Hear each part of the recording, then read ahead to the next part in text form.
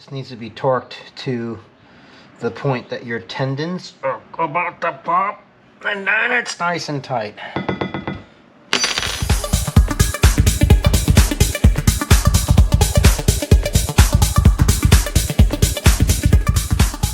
What's going on, guys? Welcome back to Challenge Garage. I'm Joe, and today we're going to be doing a few things. So by now you should know I got a 347 stroker motor installed in the car. What I didn't know was that a 347 stroker is a 28 ounce, it's balanced with a 28 ounce balancer on the outside. Now what I had in the car was just a regular 302, and a regular 302 uses a 50 ounce balancer. And you have to tie the balancer and the flywheel, they need to match, otherwise you get a crazy imbalance, and when you get that imbalance you could destroy your main bearings. So don't ever do that. If you get a 347, just be wary that you need to get a new clutch kit and flywheel. I don't know if you need a new clutch kit. I'm going to need a new clutch kit because I'm going from 220 horsepower to 450 horsepower, and the clutch that I have in there isn't going to hold up. So it's kind of at a standstill. The transmission is just sitting underneath the car. The bell housing's on the table in the back. And then, this morning I was just kind of like tidying up and installing some of the hoses and wires and stuff like that. And then I decided, I have a pair of shorty headers that are ceramic coated that I really want to install. And then on top of that, there's a boss on the motor, and I'll take you to show you this. So there's a boss on the motor right here that is in my way. And I think I can cut that off with no issue. The last thing I want to do really is take a Sawzall to my brand new motor. Which, you gotta do what you gotta do. Yeah.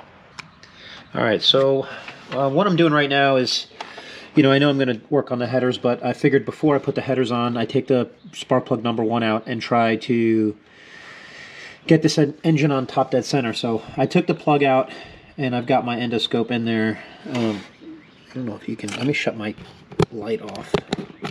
There. Now I think you guys can look at that cross hatching on there. This thing is clean, man. Okay, I think you can see it.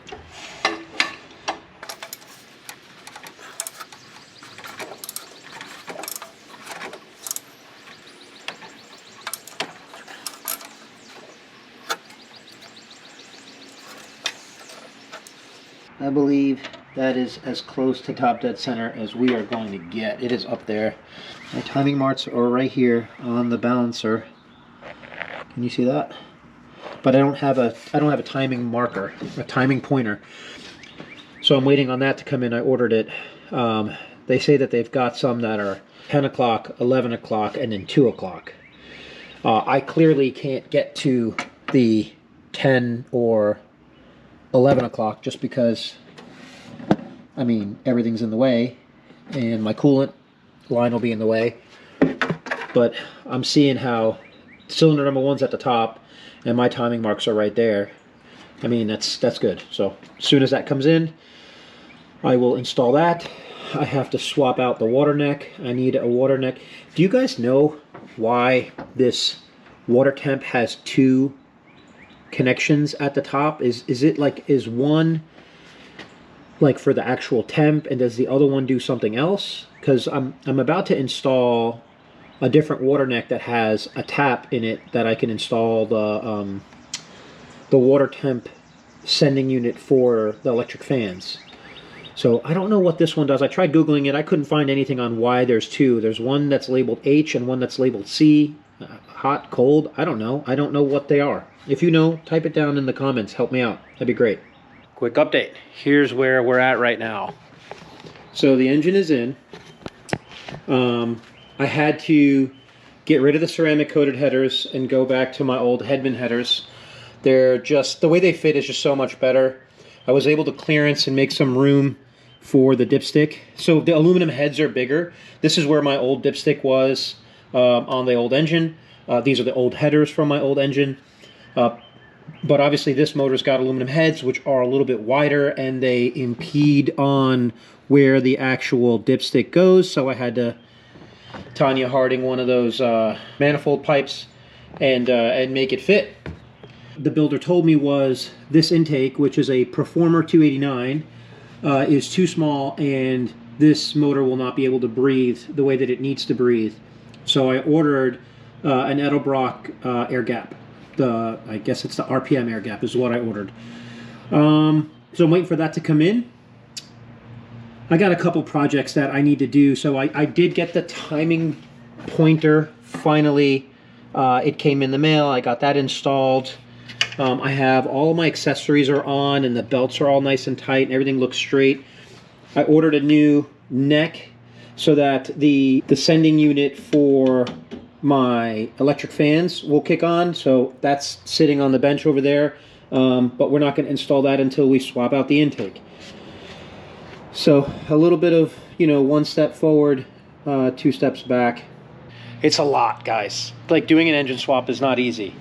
It's not hard, but it's just not easy, and it's not super quick. I mean, you're talking about these motors were almost the same, right? For 302 to a 347, it's the same exact block.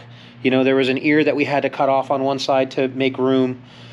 You know, all my accessories bolted on. That's not an issue, but I keep finding little things that I gotta like do. Now there's another thing I have to cut off.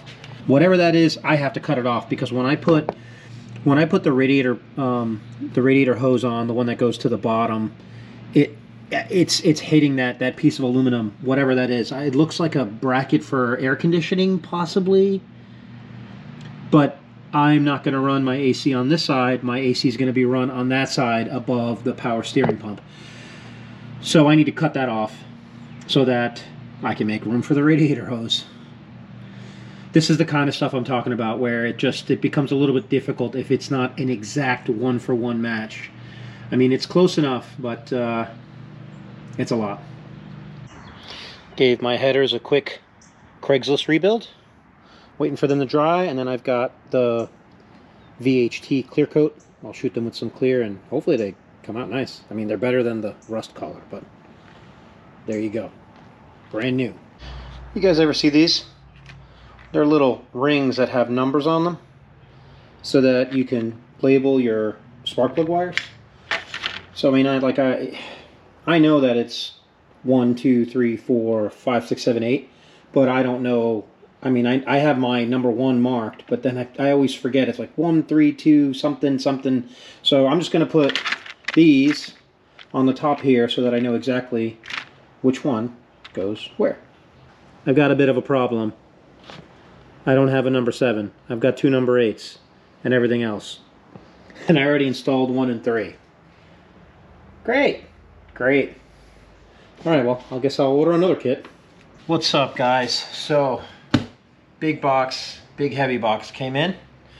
And it's my clutch kit with my new flywheel.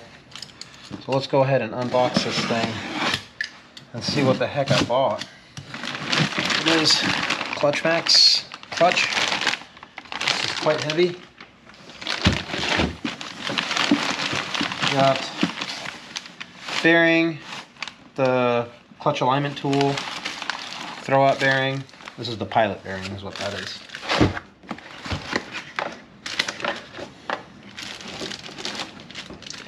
So this is the clutch that I got. It's a stage 3, and it is, you know, regular organic material on this side and Kevlar on this side.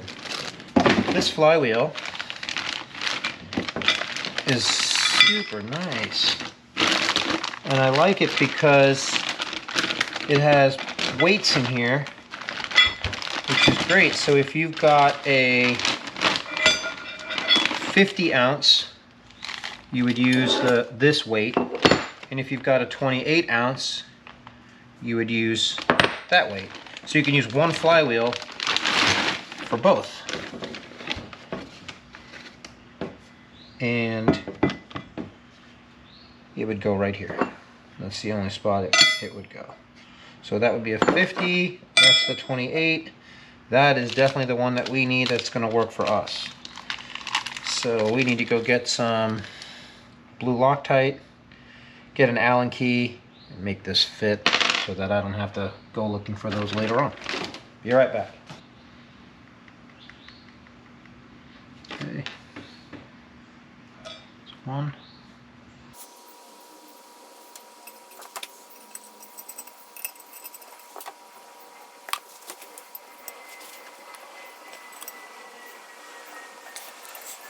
This needs to be torqued to the point that your tendons are about to pop, and then it's nice and tight. There you go.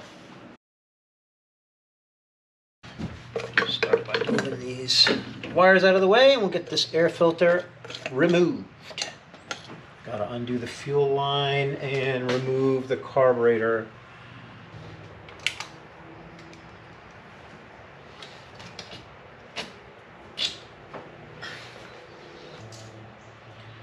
Now this intake is brand new and never used, and the previous owner of this engine put this intake on to try to reduce power of his engine because his car couldn't handle the 450 horsepower that this motor was going to make. So he was trying to bring it down, but just wasn't a good option for him. So that's why we did the trade, and I gave him my 302.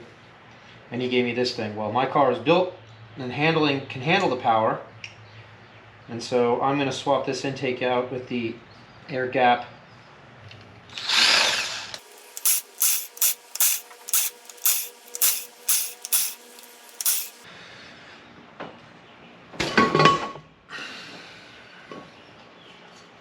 I was not expecting it to come up that quickly.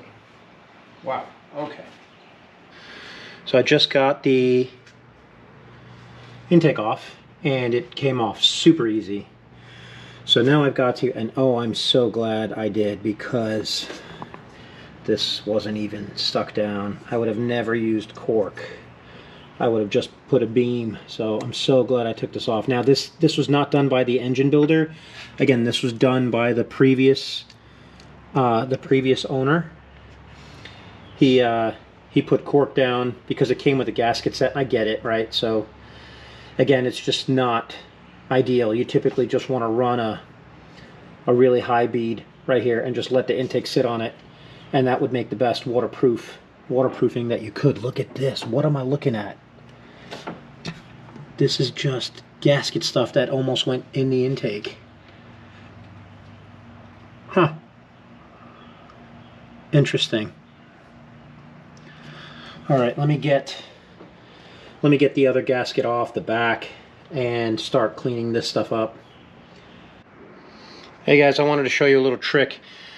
So this engine has been sitting dry for about 2 years, still in great shape, but I don't want to even crank it over without having built oil pressure. So little tip, this is pro tip, if you have just to use a regular drill, don't use an impact, with a 1/4 bit tip that's non-magnetic, it'll go down and connect onto the oil pump shaft. And if your drill is set to reverse, and mine is also set to number 1, which is high torque, because this is going to be about between 40 and 60 pounds of pressure, which is hard on a drill. So don't put it on high speed, low speed. In reverse, don't go forward, because it's going to make a bunch of bubbling noises down in the oil pan. So in reverse, and then you'll see here as I go in reverse, I'll get oil coming up to the, there you go, you can see it.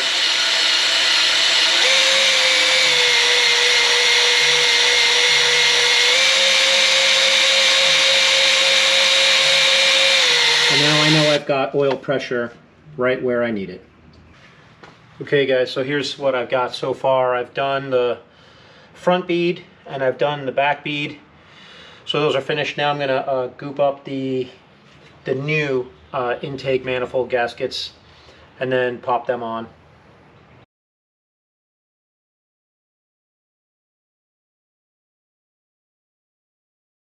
And I do have my carburetor studs, my long studs on there to help do the alignment of the intake manifold. So pro tip, you don't have to go find bolts if you've got the long carburetor studs. You can just use those. They will bolt right into the threads of the head. I'm just doing a super thin bead. I just want to like get RTV around these so that the water jackets don't weep or leak into the valley.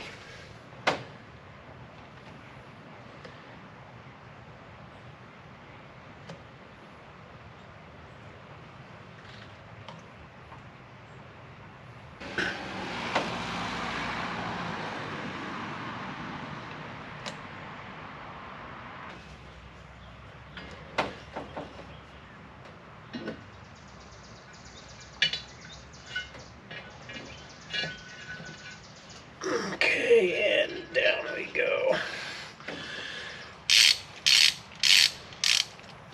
Okay, they're all run down. I'm gonna let this sit for a few minutes before I truly like crank down. So I'm gonna probably give it like 5 minutes just to give the RTV just a couple minutes to set up and get a little bit firm before I go in and just give it the beans and 18 pounds of bald eagles and left tendon torque, all of it. Okay, show you guys where I'm at now. I've got the intake all torqued down. I've got the carbon throttle linkages all on. And I got all the sensors and stuff, and I started working on the distributor, and I came across this issue, which is just fantastic.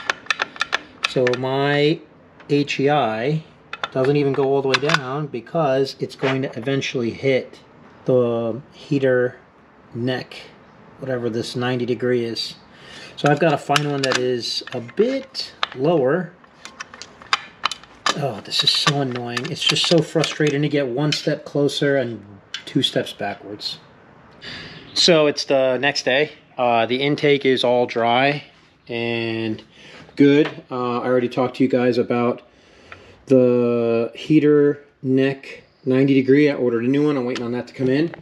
Right now I got the car jacked up high. I got my old transmission out. I found an oil leak, but it's actually from the oil drain bolt that I just need to crank down and tighten. It should be good. So plan today is get the flywheel, spacer plate, flywheel, clutch, bell housing. That's the goal. Let's do it. Okay guys, so start with the spacer plate. That's on. It's the hardest thing. It's trying to make that stupid thing stay in place, and you got no room. All right. And you stay. Don't fall down, please. Don't fall down.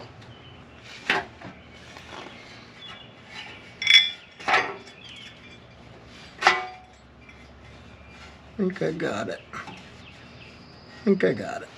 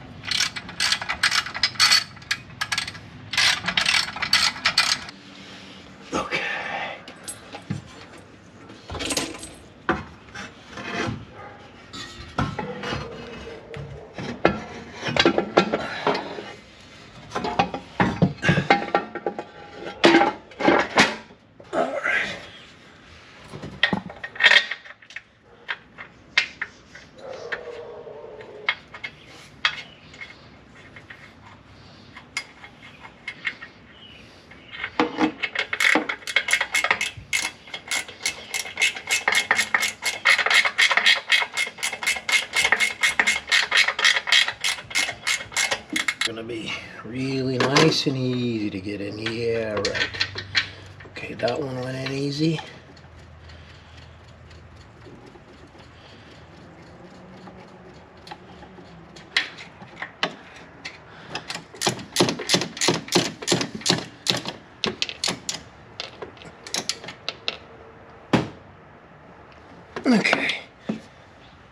Bell housing's on.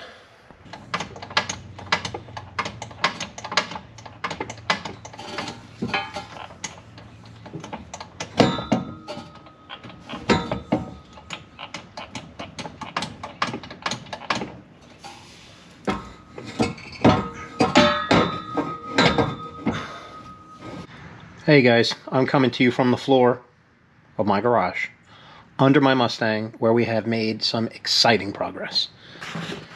The transmission is in. Hell yeah, brother, come on.